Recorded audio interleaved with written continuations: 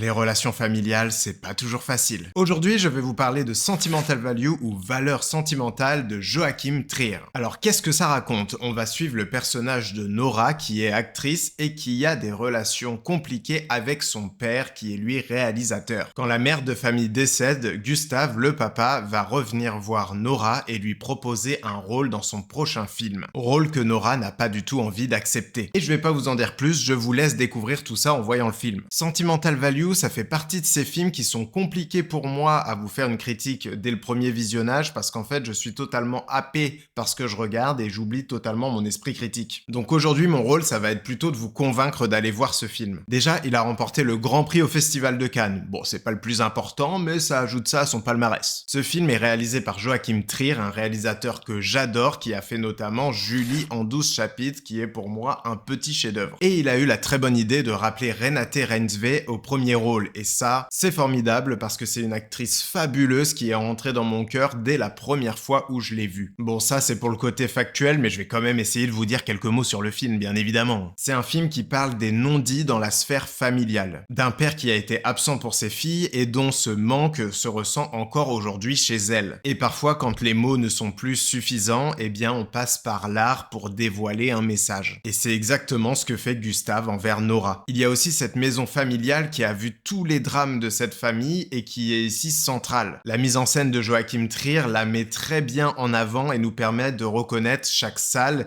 et il y a certaines pièces qui sont très importantes pour cette histoire. Malgré qu'il y ait du cinéma dans cette histoire, vu qu'il y a une actrice, un réalisateur, le film parle pas de cinéma, le film parle vraiment de comment l'art peut rapprocher les gens, des gens qui se sont perdus. Et le truc, c'est que quand Joachim Trier et Eskil Vogt sont ensemble à l'écriture, sur moi, ça marche à 200% et je n'ai plus de vision objective. En fait, ces dialogues résonnent en moi, ils ont un impact direct, et donc j'ai besoin de revoir le film pour faire une analyse plus poussée. Là, tout ce que je peux vous dire, c'est que ce film est merveilleux et qu'il faut aller le voir. J'ai vraiment hâte d'avoir vos avis en commentaire et surtout, si vous ne l'avez pas vu, foncez. En tout cas, tout ça, ce n'est que mon avis. Faites-vous le vôtre. À bientôt!